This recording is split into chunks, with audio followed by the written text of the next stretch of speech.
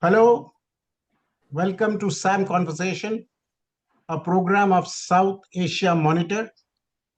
I am Tarun Basu, and along with my colleague Commodore Uday Bhaskar, who really needs no introduction, we will be in conversation with Mr. O P Shah, who runs the Center for Peace and Progress, but is better known as a peace activist. He's a Kolkata-based chartered accountant and management consultant by vocation, but a peace activist by conviction, who believes in the power of dialogue and the power of storytelling to bridge divides between countries and communities.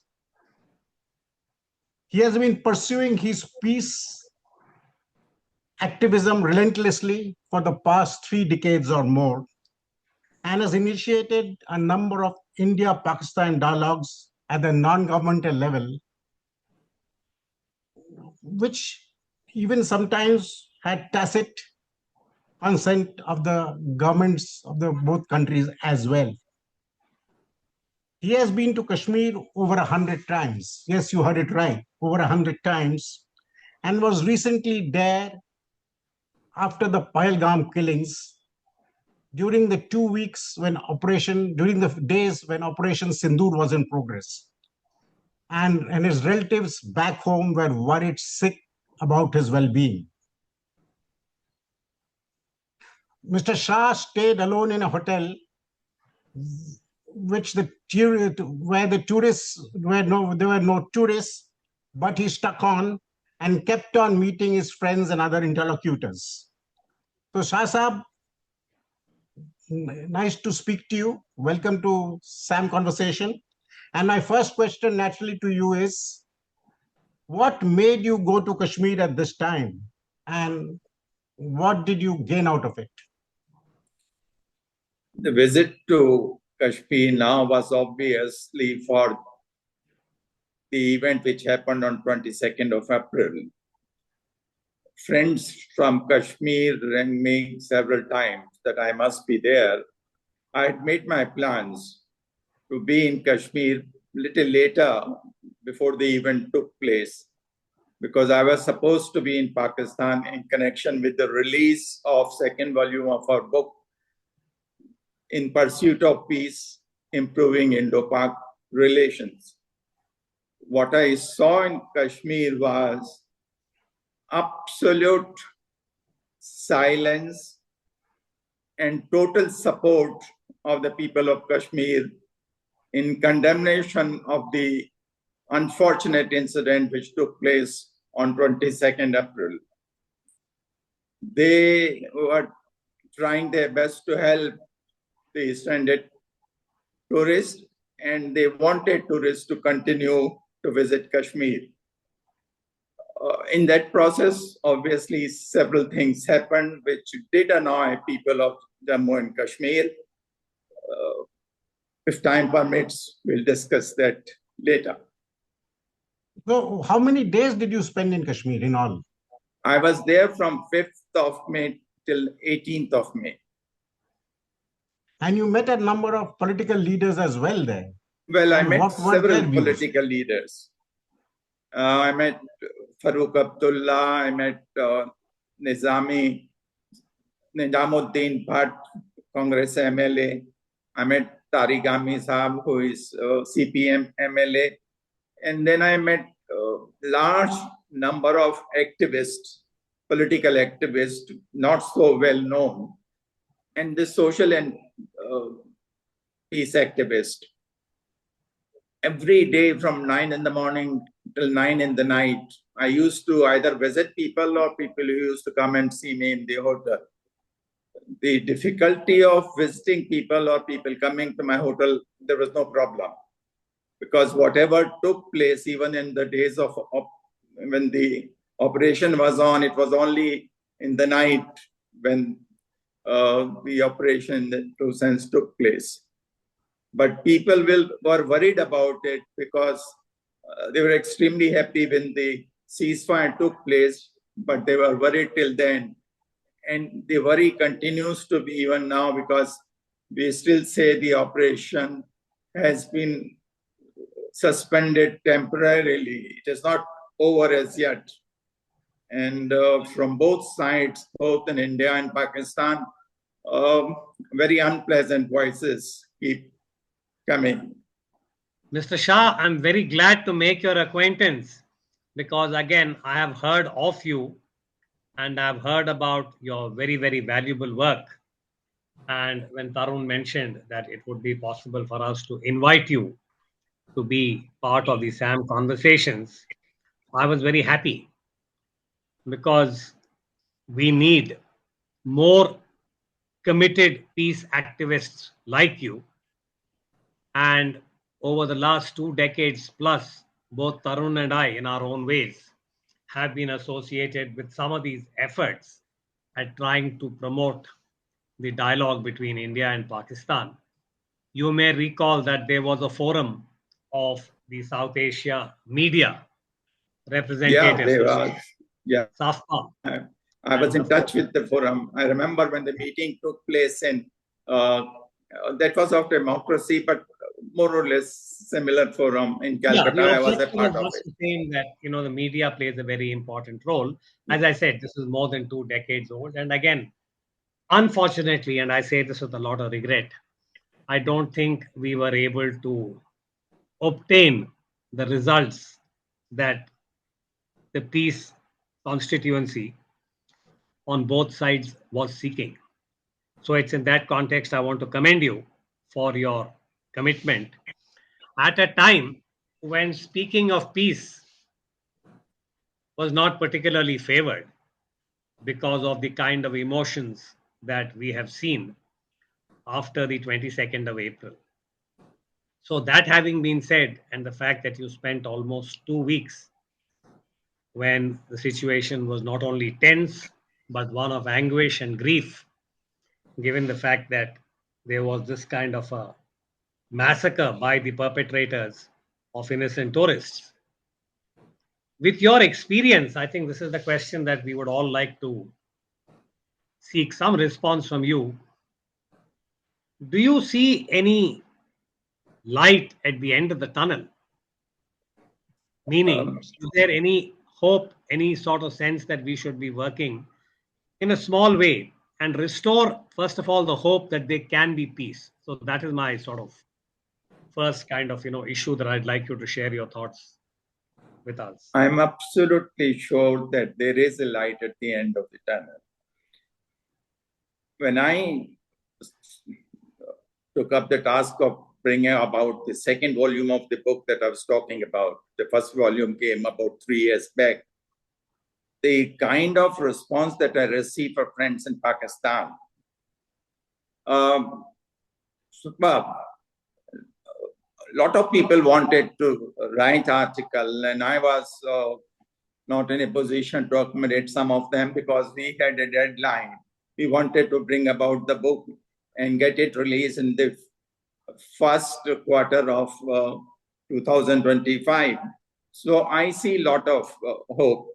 And I find large number of people of Jammu and Kashmir, both sides, want to be associated with this kind of effort because they are the first victims. Whenever any unfortunate event take place, they suffer the most. This time also, it's the people in Punch and Rajouri in Jammu and Kashmir were the real victims. They suffered the most. From Pakistan side, it is also the people on the border. So any effort in this direction, they welcome. The ceasefire which took place several years back was considered an extremely good step by the people of Jammu and Kashmir, the border area people, because then they can sleep comfortably. Otherwise, they have to use bunkers to have a regular sleep because the fire keep coming from both sides. So I see the hope, and I find a lot of response. People on a regular basis do contact me. I find there is hardly a day that I don't either make or receive at least 2, 3, 4 phone calls from friends in Pakistan. They really want things to happen. And there are people who speak extremely good language, which would promote the cause of peace and understanding. There are people in Pakistan who are committed to this cause. You know, I'm very happy to hear what you're saying, that there still is a small constituency that remains committed to or would like to see the slow and gradual return of peace and amity. And in this context, in your earlier observation, you said there are some very ugly voices that we are hearing on both sides. And some of them have been very extreme, again, on both sides. And my own work as a security analyst, I have been looking at the nuclear issue. And you will recall that in the immediate aftermath of April 22nd and Operation Sindoor, when it began here, there were some very, what I would describe as intemperate references to the use of nuclear weapons and the suggestion, as some voices, and I think that word is appropriate, ugly voices, had even gone to the extent of suggesting he used the nuclear weapon, ek baar khatam kar do, a sense that if you use the nuclear weapon, the issue will get resolved, which is very, very, to my mind. I'm voicing my personal opinion. This is a sensitive subject in India also. It is very irresponsible, given the kind of enormity and the apocalyptic capability of any nuclear weapon. So that having been said, I was very, very pleasantly surprised over the last few days, literally 24, 48 hours, amidst all the anger and all what I would call as the push that we must maintain the military pressure and force Pakistan to act in a certain manner, which has been said, I think, by one constituency in India also. I'm sure there is a similar group or a voice in Pakistan, which sees Pakistan as the victim and so on and so forth. There was a very small video clip which used the word surgical strike by India. Perhaps you have seen it. I'm not aware. I don't know, Tarun, you have seen it. But this is reference to a young girl from a place near Karachi who apparently was born with cerebral palsy and she had a very serious condition. Shah Sahab, perhaps you are aware of this incident? Yeah. Then this is the case where Dr. Krishnan from Apollo Hospital carries out this very complex surgery. And the voices in Pakistan are praising India and praising Indians, particularly doctors like Dr. Krishnan and the other team members, for carrying out a surgical strike of this type, meaning that young girl was brought from Karachi to India, to New Delhi. I think this was in 2017 or 18, I forget the exact date, but it was a success story. And now she was a poor young child who for 10 or 12 years was unable to turn her neck because of some accident and the cerebral palsy kind of case. I think the name of the place is Mithi near Karachi, and her name is Afshin Gul, or I could be wrong on the details. But this was very encouraging to me that a video of this type is even being circulated and shared, which means that there is a small constituency and people like you are in a way irrigating it. If I could use that word, that you're irrigating the ecosystem. I dare say you have counterparts in Pakistan.